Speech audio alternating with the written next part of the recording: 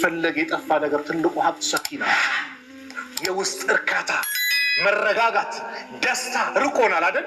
በምን ምክንያት? ከአላህ ራቅና። ይሄ ነው ሚስጥሩ። ከአላህ ስለራቅን ደስታ ራቅን፣ ከኛ ጠፋ። ፈረንጆች ተመልከቱ፣ ደስታ ፍለጋ ኸምር ጠጡ፣ ደስታ ፍለጋ አጡት። የዝሙት አይነት ፈጸሙ። አላህ የሚጠላውን ነገር በአጠቃላይ በአደባባይ ፈጸሙ። ምን ፍለጋ? ደስታ። ዝም ብሎ አይገኝም። በቢሊየን የሚቆጠር ብር ቢኖር ወላሂ ደስታ አይገኝም ብዬ ነው የምናገረው። ወላሂ ደስታ አይገኝም። በሳ አላቸው በቢሊየን የሚቆጠር በዶላር በዩሮ፣ ግን ደስታ ናጡት። መጨረሻ ደስታ ብለው ሄዱት ምንድን ነው? በራሳቸው እጅ ራሳቸውን ማጥፋት። አንገታቸውን ያንቃሉ፣ በስለት ራሳቸውን ይወጋሉ፣ ኤሌክትሪክ ይጨብጣሉ፣ ባህር ውስጥ ጥልቅ ባህር ውስጥ ራሳቸውን ይከታሉ፣ ህይወታቸው ይጠፋል። አላህ ምን አለን? አላ ቢዚክሪላህ፣ አዋጅ ንቁ፣ አላህን በመውሳት ተጥመኢኑል ቁሉብ፣ ልቦናዎች ይረጋጋሉ። ደስታ የሚመጣው አላህን ስናውሳ ነው። ስለዚህ መስጊድ ውስጥ የትኛውም ማናገኘው ስጦታ መስጊድ ውስጥ አለ። እንዲህ ስትቀመጥ ዳዕዋ እያዳመጥክ ነው፣ የአላህ ሰኪና ይመጣል።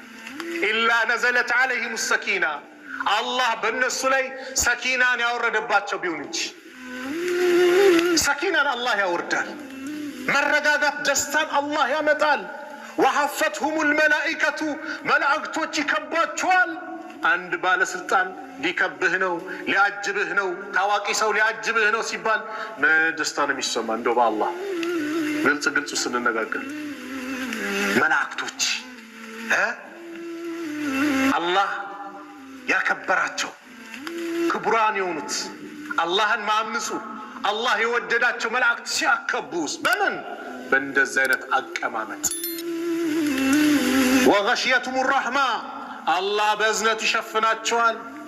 አላህ ካዘነልህ ማን ሊጨክንብህ? ማን ቢጨክንብህ ሊጎዳ? አላህ ካዘነልህ። ወዘከረሁም ላህ ፊ መን ዒንደህ፣ አላህ እሱ ዘንድ ካሉት መላእክት ዘንድ ያወሳቸዋል፣ ይፎክርባቸዋል።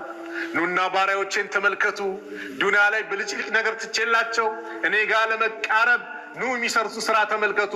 ፈኡሽሂዱኩም ይላል በሌላ ዘገባ፣ እናንተ መስካሪዎች ናችሁ። አኒ ቀድ ገፈርቱ ለሁም፣ እኔ ወንጀላቸውን ምሬያቸዋለሁ ይላል አላህ። ለማን? የአላህ ቤት የተቀመጡት። ለዚሁ ነው የአላህ ቤት ሲባል ሙስሊሙ ልብ ላይ ትልቅ ቦታ ያለው። መስጊዱ ሲነካበት የሚቆጣው ሙስሊሙ ለዚህ ነው። ለአላህ ቤት ትልቅ ቦታ አለው። የአላህ ቤት የስነ ምግባር መፍለቂያ ነው። የአላህ ቤት የሰላም መፍለቂያ ነው። የአላህ ቤት ደስታ የሚገኝበት ነው። የአላህ ቤት ጭንቅ ሲል ጭንቀት ማስወገጃ ነው። ያ ቢላል አሪሕና ቢሰላል እኮ ነቢዩ ሰለላሁ ዐለይሂ ወሰለም፣ አንተ ቢላል ወይ አረ በሰላት አሳርፈን አሉ። አዛን ብለህ ኢቃም እንስገድ፣ ደስታ የምናገኘው በሰላታችን ነው። የት? የአላህ ቤት።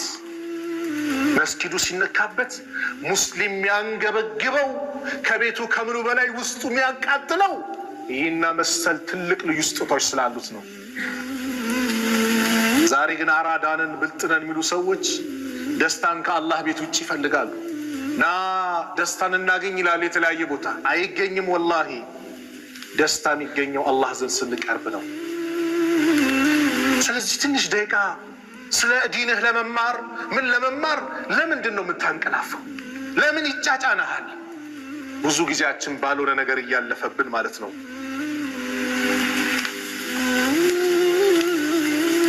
ለኢስላም ስትሰራ ኸይር ነገር ስታበረክት ድንበር አንተን አይገድብህም። ለምን ከተባለ ኢስላም ዓለም አቀፍ ነው።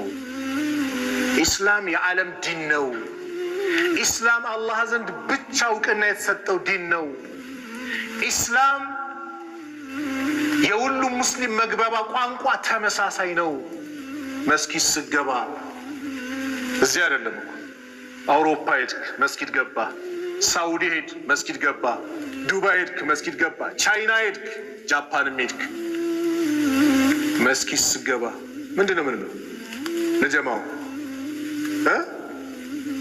ሰላም አለይኩም ነው ሌላ ነው ሌላ ሰላም አለይኩም ማለት ጃፓን ስለሆነ በእነሱ ቋንቋ የሆነ ነገር ምንድነው የሚባለው እንጨነቃለን።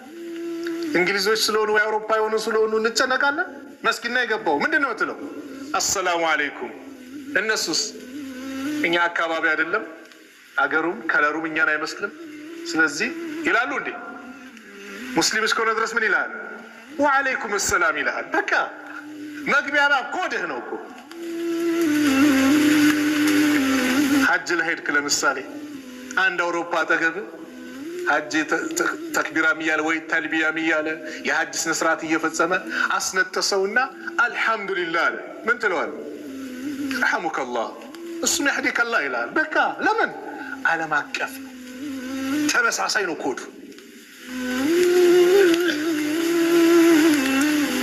ድንበር አያግድም። ለዚህ ነው 2013 ላይ እንደ አውሮፓውያን አቆጣጠር ዶክተር አብዱራህማን ሰሚጥ የሚባሉ ታላቅ ዓሊም አፍሪካ ላይ ተመልከቱ፣ ከባህር ማዶ መጥተው አፍሪካ ላይ አሉ የሚባሉ ስራዎችን ሰሩ። ባለኝ መረጃ 860 መድረሳዎችን ሰሩ። 5700 መስጂዶችን ገነቡ። 9900 ውሃ ጉድጓድ ቆፈሩ። በሳቸው እጅ ብዙ ሰው እስልምናን ተቀበለ። ጫፍ ላይ የነበሩ ሙስሊሞች ጽናትን አገኙ። እሳቸው ከባህር ማዶ ነው የመጡት። ግን ምን ይዟቸው መጣ? ኢስላም፣ እስልምና ይዟቸው መጣ። ፊሊስጤም ያሉት ወንድሞች ሲጎዱ አይ ሀበሻ አይደለም እኛ ሰፈር አይደለም ትላለህ እንጂ ወንድሞች ናቸው። ኢነመል ሙእሚኑነ ኢኽዋ፣ አማኞች እኮ ማለት ወንድማማቾች ናቸው አለ አላህ። ወንድማማችነቱ ዓለም አቀፍ ነው። በምን የተገደበ አይደለም። ለዚህ ነው እኮ በሰሞኑ መስጊዶች ሲፈርሱ ዓለም ነው የጮኸው። ዓለም ለምን? የአላህ ቤት ነው። ከየትም መጣ ከየትም ሲመጣ ይሰግዳል። እኛውን ከአዲስ አበባ መጣን ሀላባ አብረን ሰገድን አልሰገድን ይለያል። የትም ዓለም ብትሄድ ይሄ ነው። አዛን ተብሏል፣ እዛም አዛን። ምንም ለምን? ከአላህ በኩል የመጣው ምንም የሚቀያየር ነገር የለም። ሱብሃንአላህ። ስለዚህ ባለህበት አካባቢ ቦታ ምን አበርክቼ ነው የሚሄደው? ነገ የውመል ቂያማ ስሜ በምንድን ነው የሚጠራው? ሱብሃንአላህ። ብዙ ሰዎች ከመቃብር በላይ ከሞቱ በኋላ የሚታወሱ የሚጠሩ እኮ ብዙ ሰዎች አሉ። ለምሳሌ ኢማሙ ነወዊ ሲባል ሰማላችሁ። ኢማሙ ነወዊ ማን ናቸው? ሪያዱ ሷሊሂን ማቆ ኪታብ አለ። 40 ነወዊ 40 ሐዲስ ማቅ አለ። ሰሂህ ሙስሊምን ሸሪህ ያደረጉት ኢማሙ ነወዊ ናቸው።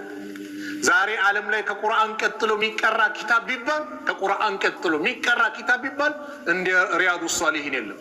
ሪያዱ ሷሊሂን ዓለም ላይ በየመስጊድ ይቀራል። ኢማሙ ነወዊ ገና ብዙ ዱንያ ላይ ሳይቆይ ነው የሄዱት። በ631 ተወለዱ በሂጅራ አቆጣጠር፣ በ676 ሞቱ። 45 ዓመት ነው ዱንያ ላይ የቆዩት። አላገቡም፣ ልጅ የላቸው። ዓለም ላይ ያለ ሙስሊም ግን ዛሬ ኢማሙ ነወዊ ረሕመቱላህ ዐለይሂ ዱዓ ያደርግላቸዋል። ከመቃብር በላይ ሁሌ ስማቸው ይነሳል በመልካም ነገር። ለምን? ለኢስላም የሆን ነገር አበርክተው ስለሄዱ፣ ለአላህ ብሎ ስለሰሩ። ዑሰይሚን ረሕመቱላህ ዐለይሂ ሪያዱ ሷሊሂን ሸርህ ሲያደርጉ አንድ ቃል ይናገራሉ። የእኚህን ሰው ኪታብ አላህ እላይ ደረጃ ዛሬ እንዲታወቅ ያደረሳቸው የኢኽላሳቸው ጥንካሬ መጠን ይላል። በኢኽላስ የሆነ ነገር ስትሰራ፣ ለአላህ ብለህ ስትሰራ አላህ እንዳትረሳ ያደርግሃል። ፊርዓውንን በመልካም ነገር የሚያስታውሳል አለ። ፊርዓውን ሲባል በመልካም ነገር የሚያውሳል። ሸይጣን ሲባል በመልካም ነገር የሚያውሳል። አቡ ጃህልን በመልካም ያውሳል። ለምን? ስራው ጥሩ ስላልነበረ በጥሩ ነገር አይታወስም። ስራህ ግን መልካም ከሆነ እዚች ምድር ላይ መልካም ነገር ተክለ ከሄድክ ከሞትክ በኋላ ጭምር ያንተ ፋና ያንተ ማንነት ግልጽ ብሎ ይወጣል።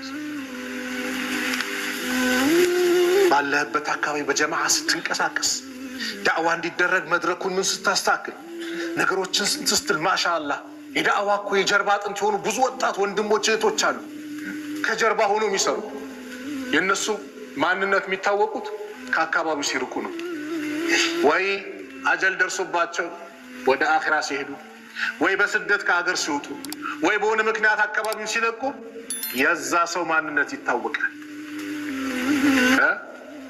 በእጅ ያለ ወርቅ እንደ መዳብ ነው የሚቆጠረው። በእጃችን ሲኖር አናውቀውም። የሚታወቀው ከኛ ሲርቅ።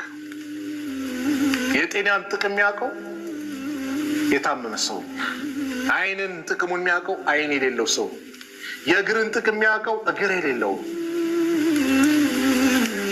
አላህ ብዙ ኒዕማኛ ላይ ውሎልናል።